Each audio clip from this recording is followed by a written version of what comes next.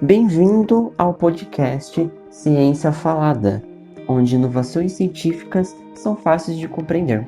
O meu nome é Wellington e hoje abordaremos o tema biosensores híbridos para mensuração analógica de ácidos orgânicos e ácidos graxos voláteis em processos fermentativos. Uma publicação de Desiree Rohen, Joanna Pilas, Marcus Damon, Michael Kuzgin, Thorsten Selmer e Michael Skoning para a Frontiers in Chemistry, na metade de 2018. A publicação é alemã e os autores são autores de diversas faculdades que se uniram para a publicação. O principal ideal dela é demonstrar o uso de biosensores como uma alternativa para a quantificação de ácidos orgânicos e ácidos graxos voláteis na produção de biogás a partir de fontes renováveis. Na realidade, a produção de biogás ela apresenta esses tais ácidos como um problema, porque acidifica um reator onde ocorre o processo e o controle desses ácidos ele ocorre a partir de alguns métodos muito caros, como cromatografias. Então, o biosensor ele entra como uma alternativa e as faculdades elas receberam um fundo monetário da Associação de Agricultura da Alemanha para ajudar na publicação e no projeto, porque eles estão com muitas dificuldades nessa parte de controle e foi visto que biosensores são muito úteis.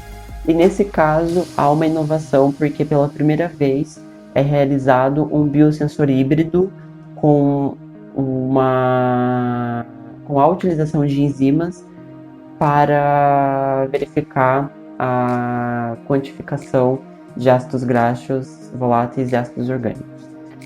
Porque a grande dificuldade é conseguir fazer esse hibridismo do processo sem danificar o rendimento e a própria curva de calibração do biosensor.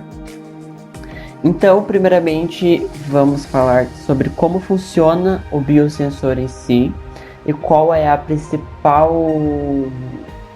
mecânica dentro dele. Então, o biosensor ele vai funcionar com uma pilha natural que vai ter o auxílio de enzimas para que ocorram reações oxidativas e a partir dessas reações seja formado um tipo de corrente elétrica que será depois mensurada em concentração de ácidos orgânicos e ácidos graxos voláteis. Tal mensuração no momento, ela ocorre na hora que você coloca o sensor, são alguns minutinhos de diferença para que tenha o resultado. Então, como ele é feito de forma híbrida, eu vou acabar explicando de maneira separada, mas o ideal é praticamente o mesmo, só mudam os tipos de enzimas e os tipos de substratos que serão utilizados. Para os ácidos orgânicos, eles utilizam das enzimas desidrogenase e diaforase, que funcionam a partir de substratos como os lactatos, o etanol e o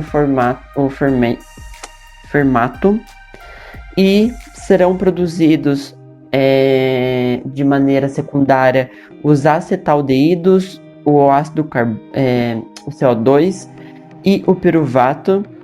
E o principal ideal para os ácidos orgânicos está dentro do cofator NAD+, e o NADH, de maneira que a desidrogenase ela vai catalisar o cofator NAD+, para NADH logo depois dos substratos serem transformados. E logo que a desidrogenase ela catalisa para NADH, a diaforase ela vai transformar o mesmo NADH para NAD+, e esse processo oxidativo ele vai ter o auxílio de um tipo de célula de ferro e cianeto que vai gerar uma voltagem. E essa voltagem depois vai ficar com uma concentração. Já o processo de ácidos graxos voláteis, ele vai utilizar de outros tipos de enzimas, como transferases e oxidases, e o processo oxidativo ele vai ser diferente, ele vai utilizar como o processo oxidativo o peróxido de hidrogênio que será produzido como uma parte secundária do processo. Então, ele vai partir de substratos como o propionato e o acetato, que depois, com o auxílio das enzimas, vai ter o peróxido de hidrogênio, que vai gerar uma voltagem. É importante ressaltar que outra dificuldade dessa parte, em formar um híbrido, é que na parte do ácido orgânico difere do ácido graxo volátil, porque é o dobro de voltagem para o ácido graxo volátil para o ácido orgânico. Então, vai gerar uma complexidade para formar os sensores em si. Então, agora, voltando um pouco para o processo, ele foi utilizado com uma junção de vários micro-organismos e suas fermentações para que seja replicada a realidade em um processo de biogás e para que depois sejam mensuradas as dificuldades e todas as mudanças necessárias para o biosensor em si.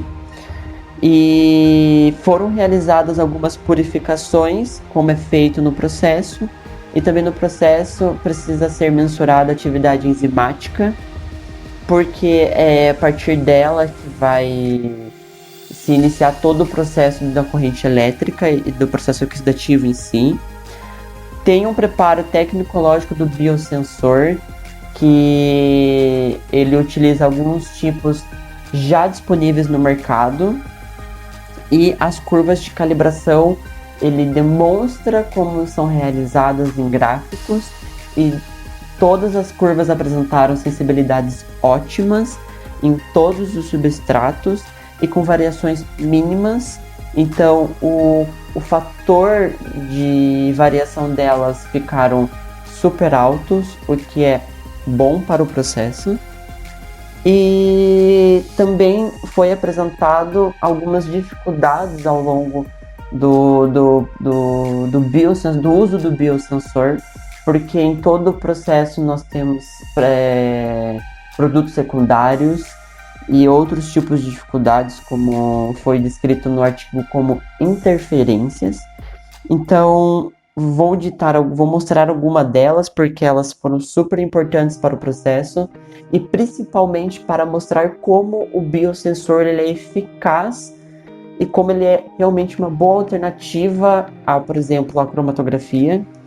Então, alguns substratos eles acabaram interferindo mais do que outros, como o piruvato, o butirato, o ascorbato, a cisteína, o propanol e o butanol, mas nenhum desses substratos eles interferiram de maneira significativa, porque as enzimas que são utilizadas no processo, elas são muito específicas aos substratos de interesse. Então, o processo oxidativo ele não foi não foi danificado ao longo do processo.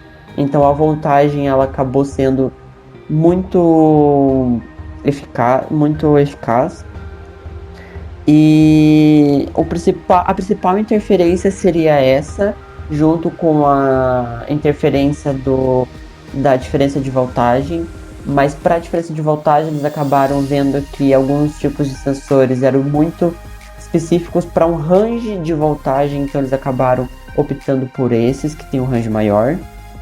E outra parte super importante do artigo é em que condições que o biosensor ele vai ser utilizado, porque essa amostra que eu vou pegar do biogás, ela tem que tá numa condição ótima, porque nós estamos trabalhando com enzimas e elas trabalham em condições ótimas de processo.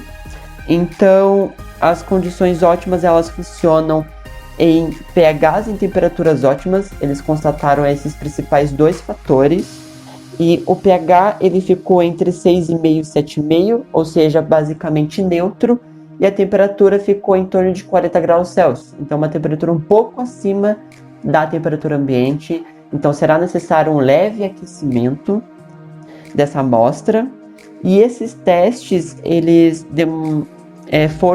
esses testes de condições, eles fizeram em várias temperaturas e vários pHs e demonstraram em gráficos, e é super visível qual é o pH e qual é a temperatura ótima.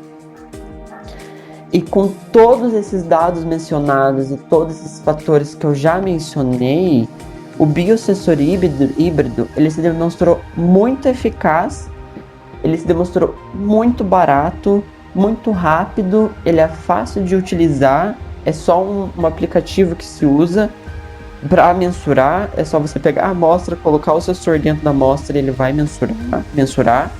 E os resultados, o principal fator do uso do biosensor são os resultados instantâneos de ácidos orgânicos e ácidos graxos voláteis, porque hoje em dia é utilizado empresas terceirizadas para isso, então tem um delay de alguns dias para você ter o resultado. Então você ter um resultado instantâneo, ele acaba sendo muito, muito válido, principalmente em uma indústria.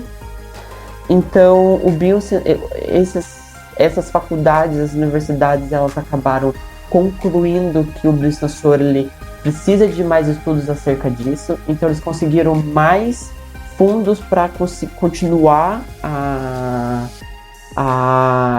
com outras publicações de outros estudos em cima desse biosensor. E com isso foi concluído então que é uma ótima alternativa, e é isso. E então acaba sendo muito inovador.